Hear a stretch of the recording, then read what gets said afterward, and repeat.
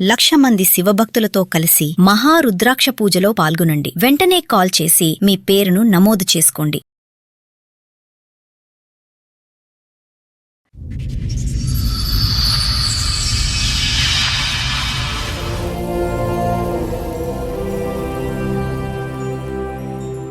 చెప్పండమ్మా, ఏంటి మీ సమస్య? మా ఆయన అప్పుడు నాకు బాగాలేదు అని చెప్పిండు. చెకప్ చేపిమంటే చేపించాను డాక్టర్ దగ్గర తీసుకెళ్తే. చెప్తే అక్కడ ఆయన చెప్పాడు, నాకు వచ్చేది ఏడ్చింది అని చెప్పాడు. మా అమ్మకి చెప్పాను. చెప్తే వాళ్ళు ఉన్నారు, ఇది మీ వాళ్ళని వచ్చిందని చెప్పి నాతను గొడవ పెట్టుకున్నా. మా ఆయన వద్దు ముద్దు పెట్టొద్దు అంటుంటే మా పాప ఓకే ముద్దు నోట పెట్టేవాడు. అమ్మో, పాప కూడా వచ్చిందా? పాప కూడా వచ్చేసింది.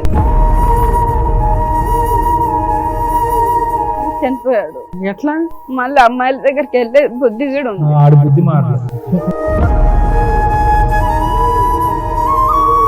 2 గంటలు లేట్ అయినందుకు వీళ్ళు మా మీద పోలీస్ కేసు పెట్టారు. అంత ఆరోగ్యం, అంత మంచి అలవాట్లు ఉన్న కొడుకు చనిపోయాడు, మా కోడలు పీకు తినేసిందని పెట్టారా? నేను చంపేశానని పెట్టా. ఈమైతే రోజు వచ్చి కొట్టది మా మరదలు. చూసుకోవచ్చు. ఆగమ్మా, మాటలు మాట్లాడేటప్పుడు నీ కొడుకుని ఇంట్లో నుంచి ఎందుకు పంపించావు బయటికి? ఏ బూతులు మాట్లాడద్దు ఇక్కడ. నీ దగ్గర వారసత్వపు ఆస్తి 8 ఎకరాలు ఉంది, ఒక ఇల్లు ఉంది. అది నువ్వు సంపాదించింది కాదు, నీ కూతురు సంపాదించింది కాదు. ఆ పిల్లకి ఆస్తుల మాట ఇవ్వడానికి నీ ప్రాబ్లం ఏంటి? ఇవ్వను మేడం. ఇస్తారా, జైలుకి వెళ్తారా చెప్పండి? పైగా ఫేక్ కేసులు ఒకటి వేస్తారా వాళ్ళు బ్లాక్ మెయిల్ చేయడానికి? వాళ్ళ వెనకాల ఎవరు లేరని. వాళ్ళ వెనకాల మేము ఉన్నాం. నీ వెనకాల ఆస్తున్నా. బయట వెళ్ళి, బయటికి వెళ్ళి.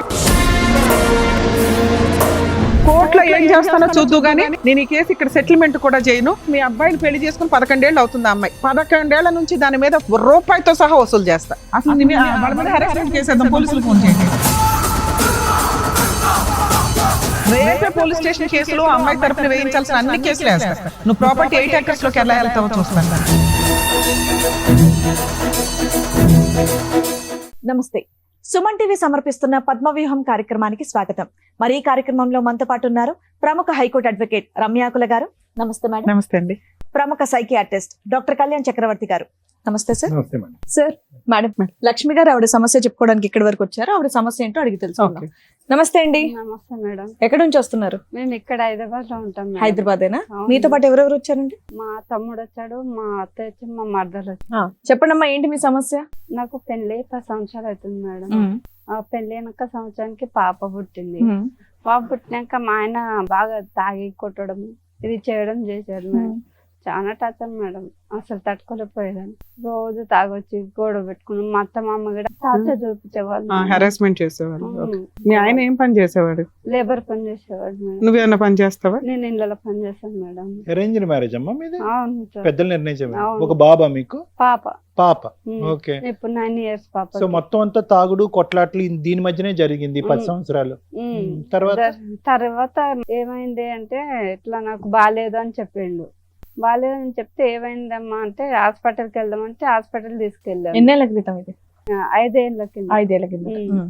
బాగాలేదు నాకు 6 నెలలకు అట్లా బాగాలేదంటే హాస్పిటల్ తీసుకెళ్తే తాగుతున్నాడు కదా, బాడీ మొత్తం చెకప్ చేపిమంటే చేపించాను డాక్టర్ దగ్గర తీసుకెళ్తే. చెప్తే అక్కడ ఆయన చెప్పాడు, ఈయనకు హెచ్ఐవి ఎయిడ్స్ ఉంది అని చెప్పాడు. అని చెప్పినాక ఇంకా నాకు ఏం అర్థం కాలేదు, ఏం చేసుకోవాలో అర్థం కాలేదు. మా అత్తమ్మ చెప్పాను. చెప్తే వాళ్ళు ఉన్నారు, ఇది నీ వాళ్ళని వచ్చిందని చెప్పి నాతను గొడవ పెట్టుకున్నా. కాదమ్మా, నీకు మెడికల్ పాప పుట్టినప్పుడు టెస్టులు చేస్తుంటారు కదా కామన్ గా, అట్లాంటివి చేస్తారమ్మా ఎట్లయినా కానీ. సో అప్పుడు నీకు ఏ ప్రాబ్లము లేదు. మీ ఆయనకి హెల్త్ బాగోపోవడం వల్ల టెస్టులు చేయిస్తే హెచ్ఐవి అని తెలిసింది. అదే మిమ్మల్ని ఎందుకు ఎలిగేషన్ చేస్తున్నారు? మరి మీరు కూడా టెస్ట్ చేయించుకున్నారా? అది కాదు మేడం, మా అత్తమ్మకి చెప్పాను నేను. అవును, చెప్తావు కామన్. చెప్తే ఎక్కడికి వచ్చింది ఎట్లా వచ్చింది అని ఆయనకి అడిగారు, నన్ను ఏమనలే. అప్పుడు వాళ్ళ ఆయనకే అడిగారు. అడిగితేనే అన్న నాకు తెలియదు అత్తయ్య మరి ఎక్కడి నుంచి వచ్చిందో బాగా తాగుతున్నాడు కదా మరి ఎక్కడి నుంచి ఎవరి దగ్గరికి వెళ్ళారో అని వెళ్ళాడు. చెప్పాను. ఆ. అయితే కాదులే నేను ఇక్కడికి వెళ్ళి వచ్చిందని అతను గొడవ ఆ, పెట్టుకున్నాను నిన్ను ఏదో రకంగా హెరాస్ చేయాలి కాబట్టి ఇది కూడా నీ అకౌంట్ లో ఇస్తారు. ఓకే. వేసి కొన్ని రోజుల తర్వాత టార్చర్ చూపించారు మేడం. నాకు చాలా టార్చర్, పాపకి టార్చర్ చూపించారు మేడం. పాపకి ఎలా టార్చర్ చూపెట్టారమ్మా? ఎక్కడ పడితే అక్కడ కాల్చడము, ఎక్కడ పడితే ఎవరు? మా అత్తయ్య. మా ఆయన వద్దు ముద్దు పెట్టొద్దు అంటుంటే మా పాప ఓకే లిఫ్ట్ ముద్దు నోట్లో పెట్టేవాడు. అమ్మో, పాప గిడొచ్చేసింది మేడం. వచ్చిందా? పాప గిడొచ్చేసింది. తర్వాత నాకు గిడొచ్చేసింది. కదమ్మా, మీరు పాజిటివ్, నేను కూడా పాజిటివ్ మీరు మేడం. పాజిటివ్, అతను పాజిటివ్, ఆయనది నాకు వచ్చింది. అతనిది మీకు వచ్చింది. అయితే వద్దన్న పని చేయటం వల్ల పాపకు కూడా అది వచ్చిందమ్మా ఇన్ఫెక్షన్. వద్దు అంటుంటే ముద్దు పెట్టడము, కానీ అలా రాదు కదమ్మా, సహజంగా అలా రాదు కదా. నోట్లో రోజు ముద్దు పెడుతుండే. మీరు గర్భంలో, పాప మీ గర్భంలో ఉండగా మీరు పాజిటివే కదా? మరి లేదు సార్, ఆ? నార్మల్ గానే ఉన్నాం మేము అప్పుడు. మా ఇంట్లో అసలు ఎవరికి లేదు. Right right right. మా ఆయనని చేసుకున్నాక సో మా ఆయన ప్రెగ్నెన్సీ అప్పుడు చేసిన టెస్ట్ లో రాలేదు? ఏం లేదు. లేదు. తర్వాత అయితే పాపకు పాజిటివ్ వచ్చింది. పాపకు పెద్ద అయినాక వచ్చింది 5 years కి. అలా ఉందని తెలిసిన తర్వాత కూడా పాపకి అలాగే చేసేవాళ్ళ? అలాగే చేసేవాడు. ఊరికే తాగొచ్చి ఎక్కడ పడితే అక్కడ గిల్లడము, అట్లా చేయడము. వీళ్ళు కూడా చాలా టార్చర్ ఇదే మీ ఇంట్లో వాళ్ళకి చెప్పారా ఇలా అయిందని చెప్పేసి? మీ వారికి చెప్పాను. మా తమ్ముంది చెప్తే ఆ. మా తమ్ముడు అన్నాడు అక్క నేను చూసుకుంటా అక్క అన్నాడు. అలా ఇప్పటిదాకా కలిసి ఉన్నారా తల్లి వాళ్ళతో? కలిసే ఉన్నాం. ఎప్పటిదాకా? ఆయనకు ఒక ఎట్లా అయిందని తెలిసినాక ఒక 15 రోజులు అట్లా ఉన్నాము. తర్వాత వాళ్ళు మా ఇద్దరిని బయటికి నెట్టేశారు. ఓకే, మీ అత్త వాళ్ళ ఇంట్లో వద్దు, మాకు సపరేట్ గా మాకు వెళ్ళిపోండి అవసరం మమ్మల్ని అని. లేదు, మీకు అంటవాది ఉందని చెప్పి ఓకే. ముగ్గురు పంపించేసారు. పాపను నన్ను పంపించేసి మా తమ్ముడు వాళ్ళ ఇంటికి వెళ్ళాము. మా తమ్ముడికి చెప్పాను ఈ విషయం. వెళ్తే మా తమ్ముడు అన్న నేను చూసుకుంటాను అక్క అని మా తమ్ముడు అన్నాడు. అక్కడ డైలీ పని చేసుకుంటూ స్టార్ట్ చేశారు. అక్కడ ఇళ్ళలో పని చేసుకుంటూ పాపను చదివిస్తూ ఉన్నాను. చాలా రోజుల తర్వాత మా ఆయన మీ తమ్ముడికి తెలుసా ఇట్లా మీకు ఇట్లా వచ్చింది అని? చెప్పాను మొత్తం చెప్పారా? పాపం తెలిసినా ఆయన ఒక కుటుంబాన్ని రెంట్ కి ఇప్పించి చేయించారు. రెంట్కి ఏం లేదు, ఇంట్లోనే వాళ్ళ ఇంట్లో పెట్టుకున్నాం. ఉన్నారా? సూపర్. అమ్మ వాళ్ళ ఇంట్లోనే ఉన్నాం మేము. అమ్మ నాన్న లేరు మాకు, మేమిద్దరమే. అతనికి పెళ్ళి అయిందా? కాలే ఇంకా. ఒక చిన్న డౌట్ అమ్మా, మీ భర్తతో పాటు మీ ముగ్గురు బయటకు వచ్చారా? సపరేట్ ఫ్యామిలీకి వెళ్ళి వచ్చేసారు. ఎందుకు ఈ డిసీజ్ ఉందనా? ముగ్గురికి ఉందని చెప్పి ముగ్గురికి ఉందని చెప్పి సరే, ఇక్కడికి వచ్చి ఎంతకాలం ఉన్నారు ఇతని దగ్గర? ఇప్పటికి ఉంటున్నాం. ఉంటున్నారా? ఇప్పటికి ఉంటున్నాం మేడం. అయినా కానీ మా తమ్ముడు నా కోసం చాలా కష్టపడతాడు మేడం. ఎందుకు మీ ఆయన కష్టపడ్డా తేవట్లేదా? మారలేదా? ఇంకా మారాడు మేడం, చాలా మంచిగా మారినాక చనిపోయాడు. చనిపోయాడా? ఎట్లా? తాగి చనిపోయాడు. సో తాగేవాడు, ఇది ఉన్నది ఉంది. మళ్ళీ అమ్మాయిల దగ్గరికి వెళ్ళే బుద్ధి కూడా ఉంది. ఆడు బుద్ధి మారలేదు. మొత్తం మా తమ్ముడు చూసుకుంటాడు. ఇప్పుడు నన్ను మా తమ్ముడే చూసుకుంటాడు సార్ మొత్తం నన్ను. ఇప్పుడు మీ ఆయన చనిపోయిన తర్వాత కూడా మీ తమ్ముడే మిమ్మల్ని మీ పాపను కూడా చూసుకుంటున్నాడు. అవును మేడం. మీ హస్బెండ్ ఇట్లా చనిపోయారు కదమ్మా, మరి మీ అత్త వాళ్ళు వీళ్ళు వచ్చారు? అది తెలియదు మేడం. మా ఆయన నైటే చనిపోయాడు. నాకు తెలియదు, ఆ విషయం తెలియలేదు. ఎట్లా అంటే ఎక్కడ చనిపోయాడు? మా తమ్ముని వాళ్ళ ఇంట్లోనే మేము పడుకున్నాం. మా పాప నేను మా ఆయన ముగ్గురు మొక్క దగ్గర పడుకున్నాము. సరే, నిద్రలో ఉన్నారు, తెలియపోవచ్చు. ఆయన నిద్రట్లో చనిపోయాడు. చనిపోతే నాకు తెలియలేదు. తెలియక పక్కన వాళ్ళతో వాళ్ళందరితో మా తమ్ముడు కూడా ఉన్నాడు. మా తమ్ముడిని కూడా పిలిపించి లేపితే అసలు లేలే. హాస్పిటల్కి వెళ్ళాము, చూపించాము. అప్పటికి చనిపోయారు అని చెప్పారు. 2 గంటలు లేట్ అయినందుకు వీళ్ళు మా మీద పోలీస్ కేసు పెట్టారు. ఏదో అంత ఆరోగ్యం అంత మంచి అలవాట్లు ఉన్న కొడుకు చనిపోయాడు, మా కోడలు పీకు తినేసిందని పెట్టారా? నేను చంపేశానని. వీళ్ళు మాత్రం ఇంట్లోంచి బయటికి నెట్టేస్తారు, చనిపోతే మాత్రం భారం మీద. పాపకైతే రోజు టార్చర్ చూపిస్తారు. ఏమైతే రోజు వచ్చి కొడుతుంది. ఇంటికి వచ్చి కొడుతుందా? చేయలేదు మేడం, చాటుగా చాలా సార్లు ఫోన్ మాట్లాడేది. ఎవరితోని? మా అన్న చనిపోయిన కారణం కూడా ఈవిడనే. ఏ రకంగా అనుకుంటున్నారు? మీరు ఆ ఇంట్లో లేరు, మరి మీ ఇంట్లో చూసుకోవచ్చు. ఆగమ్మా, చాలా మంచోడండి. మాటలు మాట్లాడేటప్పుడు నీ కొడుకుని ఇంట్లో నుంచి ఎందుకు పంపించావు బయటికి? బయటికి తీసుకెళ్ళి బూతులు మాట్లాడదు ఇక్కడ. ఆమె చంపేసి తీసుకెళ్ళి బయటికి. కుటుంబం ఒక దరిద్రం కుటుంబం. మేము చాలా మంచోళ్ళు చూసుకున్నాం. కుటుంబానికి ఇచ్చి పెళ్లి చేశారు. వాడు ఇక్కడ ఉంటే మళ్ళీ నేను చంపుదాం అంత కోపం వస్తుంది మేడం. వాడు ఉందా నాకు? అసలు ఏం జరిగిందమ్మా మీరు చెప్పండి మీ సైడ్. నా కొడుకు చాలా మంచిగా పెంచుకున్నాను. ఓకే, మరి మంచిగా ఉన్న కొడుకు బయటకి ఎందుకు పంపించేసావు? ఆ అమ్మాయికి కొద్దిగా క్యారెక్టర్ మంచిగా లేదు. ఏ రకంగా అనిపించింది? ఆ అమ్మాయి పని చేయదు, ఇంట్లో నుంచి బయటికి వెళ్ళదు, ఫోన్ లో గట్టా మాట్లాడతారు సార్. మేము కనిపెట్టేవాళ్ళు కదా.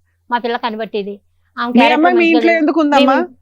మా అమ్మాయికి మ్యారేజ్ అయ్యాక మా అల్లుడితో కొద్దిగా గొడవ అయింది. ఆ, మా ఇంట్లో ఉంటుంది. మీ అబ్బాయి తాగుతాడా తాగడా? మా అబ్బాయికి మధ్యలోనే అలవాటు అయిందండి. ఆమె ఆ. సరే చేసుకున్నది. సరే ఆవిడ ఫస్ట్ క్యారెక్టర్ నుంచి నా కొడుకు బ్యాడ్. లేదండి. ఏంటి మీ ఉద్దేశం ఏంటి? ఆవిడ క్యారెక్టర్ బ్యాడ్ అంటున్నారు, ఏంటి మీ ఉద్దేశం? ఆమె కొద్దిగా వేడుస్తుంది సార్. అయితే ఆమె వల్లే వచ్చింది నాకు. అదా స్టోరీ. ఆమె వల్లే వచ్చింది నా మరి కొడుకు. వాళ్ళిద్దరిని విడగొట్టేపోయావు. మాకు ముగ్గురిని ఎందుకు మాకు రాలేదు. ముగ్గురిని ఎందుకు బయటికి పంపించేసావు నువ్వు? మరి ఆమెకు మంచిగా లేదు కదా వెళ్తూ, అందుకే బయటికి పంపించారు. మీ అబ్బాయిని ఎందుకు పంపించావు? మీ అబ్బాయి అపరూపం కదా మీకు. ముగ్గురిని ఇంటికి ఎడ తీయాలని ముగ్గురిని బయటికి గెంటేశారు. మరి అప్పుడు ఆశ్రమం అంటే అప్పుడు మీ అబ్బాయి ఆశ్రమాలకు అమ్మ మీ అబ్బాయికి ఉన్న అలవాట్లకి ఆ అబ్బాయికి ఏదో జరిగింది. ఏం జరిగిందని తెలుసుకోకుండా వాళ్ళ మీద కేసు ఎందుకు పెట్టావు నువ్వు? ఆమె మమ్మల్ని కూడా మంచిగా చూసేది కాదు. అందుకని కేసు పెట్టావా? అత్తగారని మంచిగా చూసేది కాదు. మరి కేసు లేదు మేడం, మీ అబ్బాయి మీ ఇంట్లో ఉండగా చనిపోతే ఆ అమ్మాయి కేసు పెట్టొచ్చా మీ మీద? ఆమెకు ఏది కావాలంటే అది చేసి పెట్టేదాన్ని. అమ్మ నీకెందుకమ్మా ఇందులో ఓవర్ ఇన్వాల్వ్మెంట్? నువ్వే కాపురం నిలబెట్టుకోలేదు, వీళ్ళ కాపురంలో నీకేం పని? మా అన్న చనిపోయిన కారణం ఈమెనే మేడం. ఆ, ఈమెనే నీకు ఎట్లా చనిపోయింది తెలుసు? మేడం. అసలు నువ్వెందుకు మాట్లాడుతున్నావు? నువ్వెందుకు మాట్లాడుతున్నావు? మొత్తం ఇది చేస్తారు సార్ వాళ్ళు. భర్తను పాప పెట్టి ఇంట్లో ఉంటే ఉంచి పాప ఇది చేస్తాను పాప మేడం. ఉంది మీకు ఇప్పుడు 3 సంవత్సరాలు పాప అమ్మ, ఒక్క ఉంది. నిమిషం లక్ష్మి గారు, మీ వారికి ఈ వ్యసనం ఉంది ఆడవాళ్ళ దగ్గరికి వెళ్ళటం అనేది ఎప్పుడు తెలిసింది మీకు? నాకు పెళ్ళైనాక సంవత్సరానికి పాప పుట్టినాక 1 year కి తెలిసింది. తెలిసింది. 1 year కి తెలిసింది. అప్పుడు చెప్పారా వీళ్ళకి ఇలా నాకు ఉందని? చెప్పలే అసలు. ఎందుకు కదా, ఎందుకు చెప్పలేదు? మీరు చెప్పాలి కదా. ఇప్పుడు వాళ్ళు వచ్చి వేలు నీ వైపు చూపెడుతున్నారు, నీ క్యారెక్టర్ బ్యాడ్ గా ఉంది కాబట్టి లేదు అటు సార్. నుంచి ఇటు వచ్చిందని అభాండం వేస్తున్నారు నీ మీద. నువ్వు కరెక్టే నీ భర్త సార్. యొక్క క్యారెక్టర్ బ్యాడ్ ఉందని చెప్పి అప్పుడే చెప్పాలిగా. తాగుడంటే నేను కనిపిస్తుంది. చెప్పాను తాగుడు ఉన్నది ఇది ఎంతో నాకు ముందు ఎందుకు చెప్పలేదు అని చెప్పాను. నేను ఇలా అడిగాను. ఆడవాళ్ళతో తిరుగుతారు అని కూడా చెప్పారా? ఆ విషయం నాకు తెలియదు సార్. మరి నాకేం తెలియదు సార్. ఆ విషయం అరేంజ్డ్ మ్యారేజ్. అవును, మా ఇంట్లో వాళ్ళు వాళ్ళ ఇంట్లో వాళ్ళు వేరే పెద్ద మంది చూసి రైట్ చేసినారు. రైట్. మా అక్క మా నాన్న చెప్పినట్లు చేసుకునింది. మా నాన్న చెప్పిన నుంచి చేయొద్దు, వాడు ఒక దరిద్రం, నాకు దరిద్రం కుటుంబం అనేసి ఎందుకంటే చేసినాడు. మా అక్క జీవితం నాశనం చేసింది కాక మళ్ళీ ఇప్పుడు వాళ్ళ ఇంట్లో వాళ్ళతో ఇదే సౌందర్యం. అవును అవును. మా అక్క కూతురు పుట్టింది. ఆ కూతురు పరిస్థితి ఏం కావాలో ఏం, నేను రోజు కూలి పని పోతాను సార్. ఇప్పుడైతే పోయిస్తాను, సంపాదిస్తాను. రేపు కూతురు పెద్ద పాప అయితే ఆ పాప పెళ్లి చేయాలన్నా ఇది చేయాలన్నా వాళ్ళ తరతరాల ఆస్తులు ఉంటాయి కదా సార్. దాంట్లో ఏమన్నా ఏంటంటే మీకు రాదు, మీకు పోదు, మీరు కేసులు పెట్టుకోండి, ఏమన్నా చేసుకోండి, మిమ్మల్ని కొడితేస్తాం చంపేస్తాం అనేసి వీళ్ళిద్దరు బెదిరించడం. వీళ్ళిద్దరు మిమ్మల్ని బెదిరిస్తారు. ఉన్నది ఆ కూతురు ఒకటేనా ఇప్పుడు మీకు? ఒకటేను. అపనంగా ఆహా, ఆస్తి నా కొట్టేద్దామని కొడుకు వీళ్ళ బంగారం, తెలివితేటలు. నా కొడుకు ఇది నేను ప్రేమగా పెంచుకున్నా ఇదేనా అమ్మ నువ్వు చూపించే ప్రేమ? మరి ఏం చేస్తారు మేడం? ఆ? ఆమె వల్ల వచ్చింది. ఆ, సరే వాళ్ళని పంపించేసావు. పంపించేసిన తర్వాత మళ్ళీ- నా కొడుకు వస్తాడా? ఆ? నా కొడుకు వస్తాడా? ఎవరి వల్ల మీ కొడుకు చనిపోయాడు? ఆమె మీ వల్ల కొడుకు చనిపోయాడు. అలవాట్లు నా ఎక్కువ కొడుకు చేశారు. బయటికి తీసుకెళ్ళిందని మంచిగా ఉండాలి. మరి నా కొడుకు బయటికి ఎవరు తీసుకెళ్లారు? నన్ను ఎవరు చూస్తారు? బయటికి ఎవరు నువ్వు కదమ్మా తీసుకెళ్లారు? బయటికి కూతురు తరిమేశా? నువ్వు కదా పంపించేసావు మరి ముగ్గురు ఆమె బయటికి. ఏడుస్తుంది, అందుకే బయటికి నువ్వేం పంపించేశారు. చెప్పాలో అవే చెప్పడానికి వచ్చావా ఏంటి? ఇక్కడ ఫిక్స్ అయిపోయి కాదు మేడం. మేము అడిగే వాటికి ఒక్కదానికి నువ్వు ఆన్సర్ చెప్పట్లా. ఒక్కదానికి మీరు చెప్పట్లే. న్యాయం ఇవ్వండి మేడం, నేను అమ్మా న్యాయం చేస్తాను. నీ దగ్గర వారసత్వపు ఆస్తి 8 ఎకరాలు ఉంది, ఒక ఇల్లు ఉంది. అది నువ్వు సంపాదించింది కాదు, నీ కూతురు సంపాదించింది కాదు. మీ కూతురికి ఎంత రైట్స్ ఉన్నాయో మీ అబ్బాయికి అంతే రైట్స్ ఉన్నాయి. నీ కూతురు పిల్ల వారసులకి ఎంత రైట్స్ ఉన్నాయో వీళ్ళ వారసులకి అంతే రైట్స్ ఉన్నాయి. ఆ పిల్లకి ఆస్తుల వాటా ఇవ్వడానికి నీ ప్రాబ్లం ఏంటి? ఇవ్వను మేడం. ఇవ్వు. మా అన్న చాలా టార్చర్ చేసేది మేడం. ఏ నువ్వు ఆపవమ్మా, ముందు నీ కాపురం నువ్వు నిలబెట్టుకో, తర్వాత వాళ్ళ కాపురంలో నింపులు పోద్దు గాని. పైగా వీళ్ళ మీద కేసులు పెట్టారా? కేసు ఎఫ్ఐఆర్ అయ్యిందా? కాలేదు ఆ, మేడం. FIR. కేసు పెడతామంటున్నాం మేడం. ఆస్తులు ఓకే బాగుంటాయి ఓకే అంటే. ఎఫ్ఐఆర్ అవ్వలేదు. అవ్వలేదు. ఆవిడ కంప్లైంట్ ఇచ్చింది, పోలీసులకి నిజం తెలిసింది కాబట్టి రిజిస్టర్ చేయాలి. సో ఇక్కడ మీకు పిల్లకి నీకు న్యాయం జరగాలి, అంతేనా? న్యాయం సూపర్. ఓకే. అరే కొడుకంటే అంత ఇష్టం, ఒక్కగానొక్క మనవరాలు ఎంత చక్కగా దగ్గర తీసుకొని నువ్వు చూసుకోవాలి. ఏం మాట్లాడుతున్నావమ్మా? కొంచెం బుద్ధుండి మాట్లాడుతున్నావా? వాళ్ళ ఊర్లో వెళ్ళి వాళ్ళ కుటుంబం ఎట్లాంటిది అడగండి. ఒక్కరన్నా మంచి కుటుంబం అని చెప్తే అంతే. మీరే ఇది చేయండి మేడం. అట్లాగే అట్లాగే. అట్లా బతికిన కుటుంబం మేడం వాళ్ళదే. మా నాన్న చెప్పిన ఎందుకంటే పెళ్లి చేసినాడు. వాళ్ళ ఆయన రోజు ఇంటికి వచ్చి రామ్మా తీసుకెళ్తా అని చెప్తాడు. నేను రాను, మా అమ్మ దగ్గర ఉంటా అంటది. నాకు ఆమె టార్చర్ ఎక్కువైపోతది. పోన్లేమ్మా, మీరు ఆల్రెడీ 5 years నుంచి బయట ఉంటున్నారు. ఇప్పుడు నీకు కావాల్సింది ఏంటంటే ఆస్తిలో వాటా. నా ఇంతేగా? పాపకు నాకు అంతే అమ్మా, నీ జీవితం పాపకి మా అక్కకి లేకపోతే పర్వాలేదు మేడం. అలాగే పాపకు అలాగే వచ్చేలా చేయండి మేడం. అలాగే చాలు. అలాగే. మీరు అడిగేది న్యాయంగానే ఉంది. ఇప్పుడు ఏం చెప్పాలనేది డాక్టర్ గారు, అడ్వకేట్ మేడం చెప్తారు, వినండి సార్. చాలా మంచి పని చేసావు లక్ష్మి. ఇక్కడికి వచ్చి అవును. ఇప్పుడు కాదు, 2 years బ్యాక్ మీ భర్త ఎప్పుడైతే చనిపోయాడో అప్పుడే నీ పోరాటం మొదలు అవ్వాలి. వీళ్ళతో తెగదింపులేదు. ఎందుకంటే వీళ్ళు మనుషులా ఈరోజు ఒక చనిపోయినటువంటి వ్యక్తి మీద ఈరోజు వీళ్ళు పాలిటిక్స్ ప్లే చేసుకుంటూ మానవత్వం లేకుండా రకరకాల మాటలు మాట్లాడేటటువంటి వీళ్ళు మనుషులా? వీళ్ళు ఎవరితో పోల్చాలి వీళ్ళని? పైపెచ్చి ఏంటంటే ఒక ఆడదానికి మీ ఆయన్ని అంటే ఒకటమ్మా చాలా బాధగా ఉంది లక్ష్మి. నీ భర్త మీ నాన్నగారు చేసినటువంటి తప్పు మీరు కంటిన్యూ చేశారు. పిల్లలు తెలుసో తెలియకో నాకు తెలీదు. ఎందుకు ఒక ఒక కుటుంబం కరెక్ట్‌గా లేనప్పుడు, ఆ కుటుంబం యొక్క పరిస్థితులు, ఆ చరిత్ర బాగోతాలు మనకు బాగా తెలిసినప్పుడు ఎందుకు ఏదో ఊడిపడిపోతదనేటటువంటి విధంగా ఈ సంబంధం కాకపోతే ఏ సంబంధం దొరకదనే విధంగా పెళ్ళెందుకు చేస్తారు? ఏదేనమ్మా నేను చెప్పేది ఒకటేనమ్మా. 99 కారణాలు గొప్ప కుటుంబం అని మనకు తెలుస్తదమ్మా. ఒక్క కారణం చెడ్డ కుటుంబం అని తెలిస్తే కనుక విత్‌డ్రా అయిపోవాలి. ఎందుకంటే జీవితాంతం చేసేటటువంటి ప్రయాణం నేనెప్పుడు అందరికీ అదే చెప్తా ఉంటాను. మీరు కొలమానం చేసినప్పుడు అవతల కుటుంబం ఎలా ఉంది, ఇది మన సరితూగేదా, కరెక్ట్ సంబంధమా కాదా అని తెలుసుకునేటప్పుడు ఒక్క అంశం చెడు అంశం కనిపిస్తే కనుక విత్‌డ్రా అయిపోండి. అనవసరంగా మీ పిల్లల ప్రాణాలు తీసుకెళ్ళి పణంగా పెట్టకండి ఇక్కడ. జీవితం సర్వనాశనం అయింది. ఏదైతే సమాజంలో అది కరెక్ట్ కుటుంబం కాదు అనుకుంటుందో భర్త, నీ మొగుడు కరెక్ట్ కాదు, మీ అత్త కరెక్ట్ కాదు, మీ మీ మొగుడు చెల్లెలు కరెక్ట్ కాదు. ఎవరు కరెక్ట్‌గా ఉన్నారు ఇక్కడ ఈళ్ళు? సరే ఆ అమ్మాయి జీవితంలో ఏదో XYZ జరిగిందండి, రకరకాల గొడవలు జరిగినాయండి, అందు గురించి ఆ అమ్మాయి ఈరోజు ఇక్కడ కూర్చుంది అని మాట అనొచ్చు. ఓకే, అక్కడ భర్త మోసం చేశాడు. ఆ అమ్మాయి పేరు నేను అడగలే. ఆ అమ్మాయి భర్త మోసం చేశాడు, కాదనట్లేదు, అది వేరే గొడవ. కానీ ఇక్కడికొచ్చి కూర్చుని కొద్దిగా మానవత్వం, అరే మా వదిన మా అన్నయ్య చనిపోయాడు, ఎంత నరకం, బతుకున్నప్పుడు నరకయాతన అనుభవించింది ఆ తాగుబోతూ వ్యసనాలు బానిసైనటువంటి వ్యక్తికి, చనిపోయిన తర్వాత కూడా ఈరోజు ఒక నిందేస్తున్నామే, ఏం బ్రతుకు మంది? అంటే నా జీవితం ఇలా అయిపోయింది కాబట్టి ఆవిడ జీవితం కూడా ఇలా అయిపోవాలి, నా జీవితం ఇలా అయింది కాబట్టి నాకు చెరి సమానంగా నా వయసులో ఉండేటటువంటి వాళ్ళందరి జీవితం కూడా సర్వనాశనం అయిపోతే అదేదో మనకు ఒక సాడిస్టిక్ సంతృప్తి, అంతేనా? అదేనా జీవితం? అయినా కానీ పిల్లల్ని మిమ్మల్ని లాభమ్మా, పెంచేటటువంటి విధానం, పిల్లలు ఎలా ఎదుగుతున్నారు, తాగుతున్నారా, తిరుగుతున్నారా, వ్యసనాలకు లోనవుతున్నారా? అటువైపు ఒక ఆడపిల్ల వెళ్ళి ఒక మొగుడితో సరిగ్గా కాపురం చేయకపోతే అక్కడ సరిదిద్దకపోయి ఇక్కడ భర్తకి కోడలికి కొడుక్కి కోడలికి HIV వచ్చింది, కూతురు మనవరాలకు కూడా HIV వచ్చింది. ఆ పసిప్రాణం ఏం తప్పు చేసిందమ్మా? మీ వాడు చెడు వ్యసనాలకు లోనయ్యి అటు ఇటు తిరిగితే కనుక అనవసరమైనటువంటి చేయకూడనటువంటి పనులన్నీ చేయటం వల్ల ఆవిడకు వచ్చింది. దాంతో పాటు ఏంటంటే ఆ బిడ్డకు వచ్చింది. ఆ బిడ్డకి ఎలా వచ్చింది అనేది తర్వాత మాట్లాడుకుందాం. అది ఏమైనా ఇంజెక్షన్ ద్వారా వచ్చిందా, బ్లడ్ ట్రాన్స్ఫ్యూజన్ ద్వారా వచ్చిందా, ఇన్ఫెక్షన్ ద్వారా వచ్చిందా, ఏదన్నా అతనికి ఇచ్చేటటువంటి ఇంజెక్షన్ ఆవిడకి కూడా ఇచ్చారా, పిల్లకి కూడా ఇచ్చారా, ఇలా రకరకాల కారణాలు ఉన్నాయి. ముద్దు పెట్టుకోవటాల వల్ల అది వస్తుందని నేను అనుకోవట్లే. కానీ ఆ బిడ్డ ఏం అన్యాయం చేసింది? వాళ్ళిద్దరిని మెడపట్టుకుని బయటకు గెంటేశారు అమానుషంగా. ఆ బిడ్డ ఏం అన్యాయం చేసింది? బయటకు పంపించేసిన తర్వాత వాళ్ళు బాగోగులు చూడలేదు, వాళ్ళు ఎలా బ్రతుకున్నారో చూడలేదు, వాళ్ళ అవసరాలు ఏమీ చూడలేదు. మీరు కేవలం ఏంటంటే ఒక తాగేటటువంటి ఒక కొడుకుని, వ్యసనాలకు బానిసయ్యేటటువంటి కొడుకుని ఇంతకాలం మీరు భారం మోసారు కాబట్టి ఆ భారాన్ని ఇంక మోయలేక వాడిని బయటకు మెడపట్టి గెంటేసి మేము సేఫ్ అనేటటువంటి స్వార్థపూరితమైనటువంటి ఆలోచన. ఎలాగ చచ్చిపోతాడని తెలుసు, అది నేను ముందే చెప్తున్నాను. మీ కొడుకు ఉండేటటువంటి వ్యసనాలకి, బానిసత్వానికి ఆయుష్ తగ్గించుకోవటమే కానీ పెంచుకునే పరిస్థితి లేదు. దానికి కూడా మీరు మెంటల్గా ప్రిపేర్ అయ్యారు. ఏదైతే కక్ష సాధింపు ఆ అమ్మాయి మీ ఇంట్లో ఉండగా వచ్చిందో, వీళ్ళు ఎప్పుడైతే ఫ్రీ బర్డ్స్గా బయటకు వెళ్ళి బతుకుతున్నారో అది కూడా మీరు ఓర్వలేకపోయారు. ఈ అమ్మాయి మీద ఏదో విధంగా కక్ష సాధింపు చేయాలి అని అనుకున్నారు. అది మీ కొడుకు మరణం ద్వారా ఆ కక్ష తీర్చుకునేటటువంటి ప్రయత్నం చేశారు. టామ్ కొట్టారు, ఊరు వాడ అంతా కూడా గట్టిగా అరిచారు, అదిగో ఆవిడ వల్లే చచ్చిపోయింది, ఆవిడ వల్లే చచ్చిపోయింది. ఆవిడకి వ్యసనాలు ఉన్నాయా? అవన్నీ మీరు చూసారా లైవ్లో? మీ కొడుకు అంశం మేము కనుక్కున్నాం, మొత్తం ప్రపంచాన్ని అందరికీ తెలుసు. అది కూడా ఆవిడ మీద దుమ్మెత్తిపోస్తున్నారు. ఈ మాట ఆ నోట ఈ నోట విని ఆ బిడ్డ చెవుని పడితేనమ్మా తల్లికి ఏమైనా గౌరవం ఉంటుందా? మీ నోర్లు ఏ స్థాయిలో ఉన్నాయంటే కనుక ఆ చంటి బిడ్డ కూడా మీ మాటే నమ్మి, అరే అదిగో మా అమ్మకి ఇన్ఫెక్షన్, ఇప్పుడు కాదు ఒక వయసు వచ్చిన తర్వాత, అదిగో మా అమ్మకి XYZ ఇన్ఫెక్షన్ ఉంది, ఆ XYZ ఇన్ఫెక్షన్ మా నాన్నకి ఇచ్చింది, మా నాన్నతో పాటు నాకు ఇచ్చింది, కాబట్టి మా నాన్న లేకపోవటానికి కారణం మా అమ్మే అని చెప్పి కసి కోపం పెంచుకోదు జీవితాంతం ఆ బిడ్డ ఆ తల్లి మీద. ఏం నేర్చుకున్నారు మీరు జీవితం గురించి పాఠాలు? ఇదేనా బ్రతుకు? ఆ బిడ్డ జీవితాన్ని అలా నాశనం చేసావు, ఈ కొడుకు జీవితాన్ని ఇలా నాశనం చేసావు. ఇప్పుడు ఏంటంటే మీకు వంశోద్ధారకుడు లేకుండా పరిస్థితికి వచ్చా, మొత్తం అన్ని ఇలాగా అనగదొక్కేసి ఏం సాధిద్దామనమ్మా?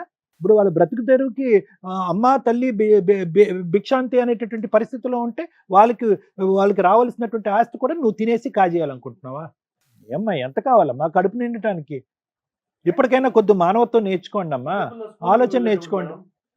సాయి ఒక్కటి నిమిషం నాన్న, వీళ్ళిద్దరు చెవుల్లో ఏమన్నా చెవిటోడు చెవులో ఏదో శంఖం ఊదినట్టే అన్నట్టు అనిపిస్తుంది. వాళ్ళు తలాడిస్తారు, వాళ్ళు మూర్ఖత్వ స్వభావం, ముందస్తునే వాళ్ళకి ఎటువంటి మమకారం, ఆలోచన, దయా దాక్షణ్యాలు ఏమీ లేవు. వీళ్ళు ఎంతవరకైనా పోరాటానికి రెడీగానే ఉన్నారు. ఆ బిడ్డ అనేటటువంటిది ఏది, వాళ్ళ మనవరాలు అనేటటువంటి కనికరం కూడా లేదు. దానికి మూల కారణం ఇక్కడ ఎవరైనా విలన్ ఉన్నారు అంటే ఈవిడికి ఏదన్నా బుద్ధి చెప్పాలి అంటే కనుక మీరు బతిమాలుకోవటం, అడుక్కోవటం, అమ్మ బాబు అనుకోవటం కాదు.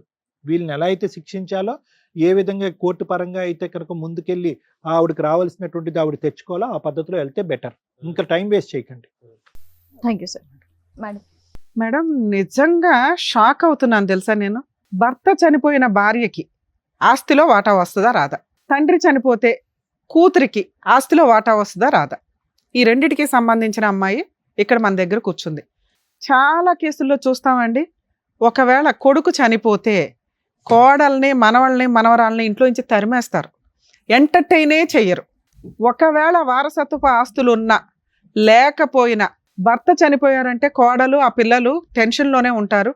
అమ్మాయి వాళ్ళ అమ్మా నాన్న కూడా టెన్షన్లోనే ఉంటారు. మేబీ ఆ తల్లికి కూడా కొడుకు చనిపోవడం అనేది విపరీతమైన కష్టం, ఎవ్వరు కాదనట్లా. కానీ ఆ 11 రోజులు, ఆ 2 months, ఆ 5 months అయిపోయిన తర్వాత కనీసం సెటిల్మెంట్లు చేయాలంటే చాలా కష్టం. ఇక్కడ మోరల్ వాల్యూస్ ఇవన్నీ మాట్లాడుకునే కంటే వాళ్ళ హక్కుల గురించి మాట్లాడుకోవడం బెటర్. ఎందుకంటే ఆ టైంలో మేబీ భార్య పిల్లలు టెన్షన్లో ఉన్నా పెద్ద మనుషులు కానీ, ఆ పక్కన ఫ్యామిలీ మెంబర్స్ కానీ కొంచెం విషయాన్ని టైట్ చేయండి. ఆ 15 రోజులు, ఆ నెల రోజుల్లో అయ్యే సెటిల్మెంట్లే మీరు ఏమైనా ఇప్పించగలుగుతారు. ఆ తర్వాత మీరు కోర్టుల చుట్టూ తిరగడం అంటే తిరగొచ్చు. ఆ ఫైటింగ్, టఫ్ ఫైటింగ్, ఆస్తి తగాదాలు అంటే కొంచెం మ్యాక్సిమం కోర్టులో బాగా డిలే అవుతూ ఉంటాయి.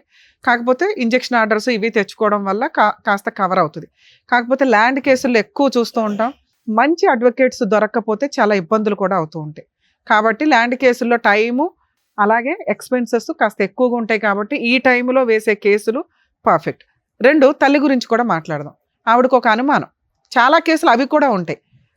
కోడలి హెరాస్మెంట్ వల్ల కొడుకులు సూసైడ్ అటెంప్ట్స్ చేసుకోవడం, చనిపోవడం, కోడళ్ళ అక్రమ సంబంధం వల్ల వాళ్ళు టెన్షన్ తట్టుకోలేక సూసైడ్లు చేసుకోవడం, లేకపోతే వీళ్ళే మర్డర్ చేసేయడం, ఇవన్నీ జరుగుతూ ఉంటాయి. ఆ టైంలో కొడుక్కి సంబంధించిన పేరెంట్స్ కానీ, మేబీ పేరెంట్స్ కష్టంగా బాధగా ఉంటే వాళ్ళ రిలేటివ్స్ ఎవరైతే ఉంటారో ఇమ్మీడియట్గా కోడలు వాళ్ళ ఫ్యామిలీ మెంబర్స్ మీద క్రిమినల్ యాక్షన్ తీసుకోవచ్చు, మాకు డౌట్ ఉందండి అని. అలాగే ఈ చనిపోయే వ్యక్తుల విషయాల్లో వాళ్ళు ఏదన్నా ఫ్యామిలీ మెంబర్స్ మధ్య రిలేషన్ బాగుంటే కాస్త ఇన్సూరెన్స్లు, మీ తదనంతరం భార్య పిల్లలు ఎలా బతకాలనేది కూడా కొంచెం జాగ్రత్తగా చూసుకోండి. ఒకవేళ క్రూయల్ పర్సన్ అయితే మీరు ఒక లెటర్స్ రాసి పెట్టుకోండి, వాళ్ళకి ఆయుధం అవుతుంది. ఎందుకంటే 2 ఈక్వల్గానే నడుస్తున్నాయి ఈ మధ్య సొసైటీలో. ఈ కేసులో మనకి బాధితురాలు కోడలే, ఎందుకంటే ఆ అత్త మాట్లాడుతున్న విధానం కేసు యొక్క స్టోరీని బట్టి. అందుకే నేను 2 చెప్పాను మీకు. జెంట్స్ మంచోళ్ళు ఉంటారు, లేడీస్ మంచోళ్ళు ఉంటారు. ఇక్కడ ఆస్తికి సంబంధించి కోడలు మంచిదే. ఎందుకంటే కోడలు చివరి నిమిషం దాకా భర్తతో కాపురం చేసింది. దారుణమైన పెంపకం కొడుకుది. వాయిస్ ఆ రేంజ్లో ఉంది, ఆయన సిస్టర్ది, ఆయన అమ్మది. అతనుకున్న చెడు అలవాట్లు కానీ, అతనుకున్న క్యారెక్టర్ కానీ, అతను సంపాదన ఇచ్చే విధానానికి కానీ ఎక్కడా సెట్ అవ్వట్లా. డైలీ లేబర్ ఏదో వస్తాడు, 900, 1000 రూపాయలు తీసుకొస్తాడేమో రోజుకి పని చేస్తే, దాంట్లో తాగుడు, అవి కూడా తాగుడు అవి కూడా సరిగ్గా తీసుకురాడు. ఎదురు ఎవరెవరితోనో పడుకున్నాడు, వచ్చింది ఏదో వ్యవహారం. దానికి ఒక ఆడవాళ్ళని క్యారెక్టర్ అసాసినేషన్ చేయడం ఎంత ఈజీ అంటే, ఫోన్లు మాట్లాడుతుందండి. ఎవరితో మాట్లాడుతుంది ఆవిడ? ఏం మాట్లాడుతున్నావు తల్లి? నువ్వు ఒక స్త్రీవేగా, నిజం మాట్లాడుకోవాలిగా. ఒక అమ్మాయి గొంతు కోసినట్టు లెక్క నీ కొడుకు కాపురం వల్ల, నీ కొడుకు బిహేవియర్ వల్ల. నీ కూతురు కాపురం నిలబెట్టడం, ఏడవడం చేతకాల నీకు. ఈ అమ్మాయి క్యారెక్టర్ గురించి మాట్లాడుతున్నావు నువ్వు నీ కూతురు, ఆ పిల్ల చాలా. అసలు వారసురాలు ఎవరు నీకు ఇక్కడ? ఏ మనవరాలు? బుద్ధి ఉందా నీకు? నువ్వేనా కష్టపడి సంపాదించావు 8 ఎకరాలు?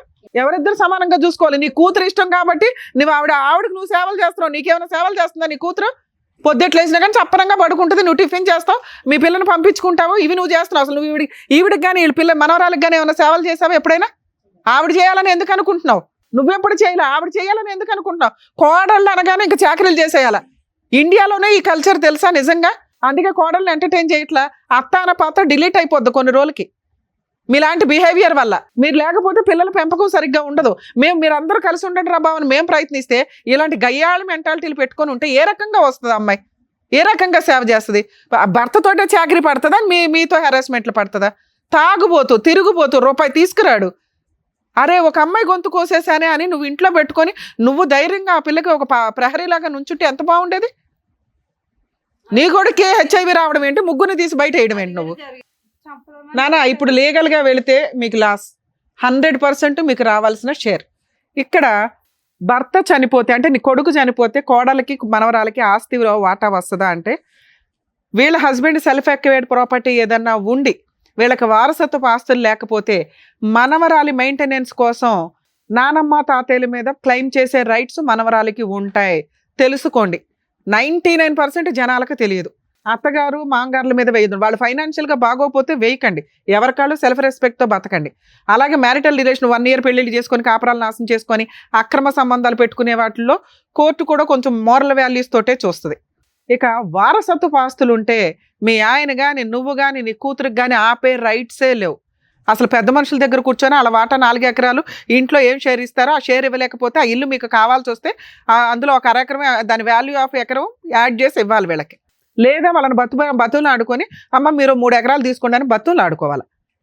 అది వదిలేసి మీ ఇష్టం వచ్చినట్టు బిహేవ్ చేస్తున్నారు. ఇక్కడ మీ అబ్బాయి ఆస్తి ఏమీ లేదు. మీ అబ్బాయికి వచ్చే షేర్లో 3 వాటాల కింద లెక్క. అది కూడా నిజాయితీగా చెప్తున్నాను. అసలు యాక్చువల్గా నీకు ఇవ్వకూడదు, నీకు చెప్పకూడదు కూడా. ఒక కొడుకు చనిపోతే అతనికి సంబంధించిన సెల్ఫ్ ఎక్వైర్డ్ కానీ యాన్సిస్టర్ ప్రాపర్టీ మీద కానీ పూర్తి హక్కులు హిందూ మతంలో, హిందువులు వేరు, క్రిస్టియన్కి సంబంధించిన పర్సనల్ ప్రాపర్టీ లా వేరు, ముస్లిమ్స్ లా వేరు. ఇక్కడ వీళ్ళు హిందువులు కాబట్టి దీని గురించే చెప్తున్నా. ఆ కొడుక్కి సంబంధించిన సెల్ఫ్ ఎక్వైర్డ్ వారసత్వ ఆస్తుల్లో తల్లికి భార్య పిల్లలకి సమాన వాటాలు, ఎంతమంది ఉంటే అన్ని భాగాలు.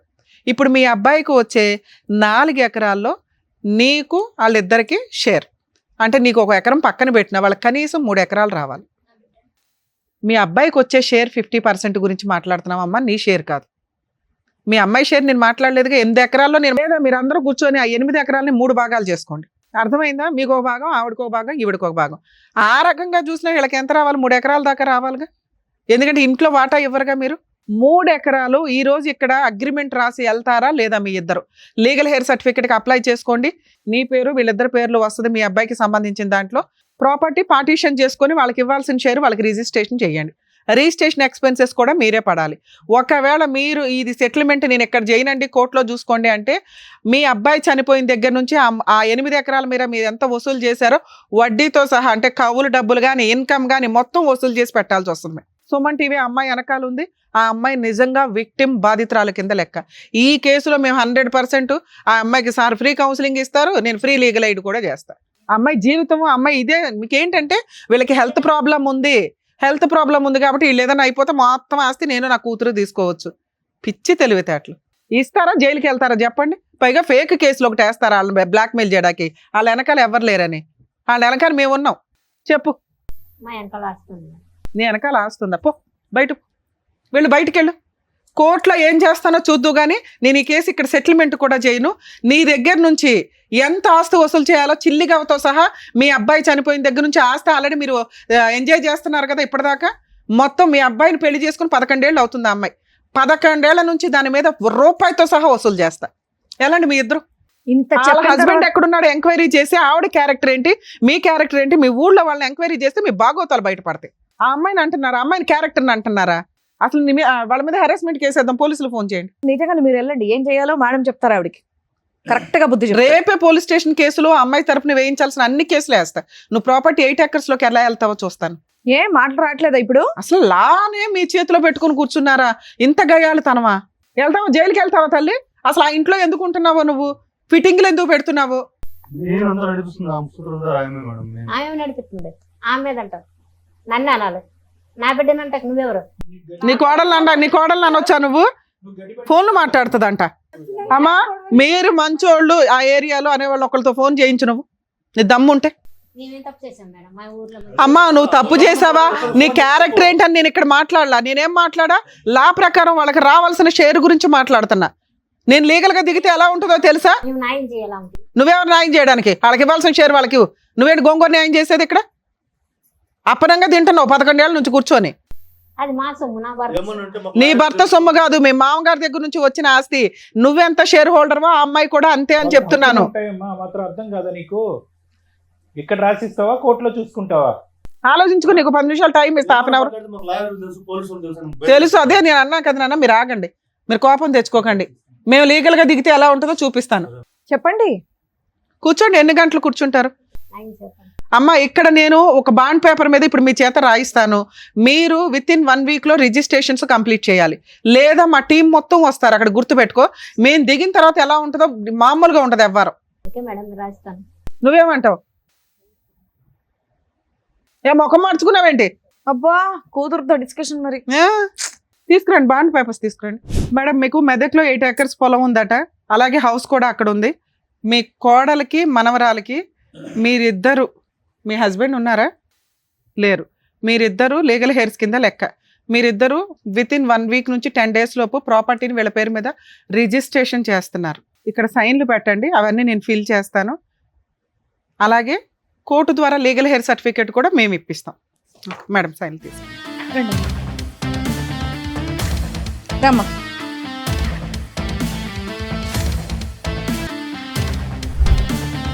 చేసేయ్. అమ్మ ఈ డీటెయిల్స్ అవన్నీ షో అయిపోయిన తర్వాత నేను రాసి మా దగ్గరే ఉంచుకుంటాము. అలాగే మీకు ఒక జిరాక్స్ కాపీ, మీకు ఒక జిరాక్స్ కాపీ ఇస్తాం. మీ పెద్ద మనుషులు పెట్టుకొని ప్రాబ్లం షార్ట్ అవుట్ చేసుకోండి. తల్లి 10 days లో నీకు ఈ పని కంప్లీట్ అవ్వకపోతే మమ్మల్ని మళ్ళీ కాంటాక్ట్ అవ్వండి, మేము వచ్చి లీగల్గా యాక్షన్ తీసుకుంటాం.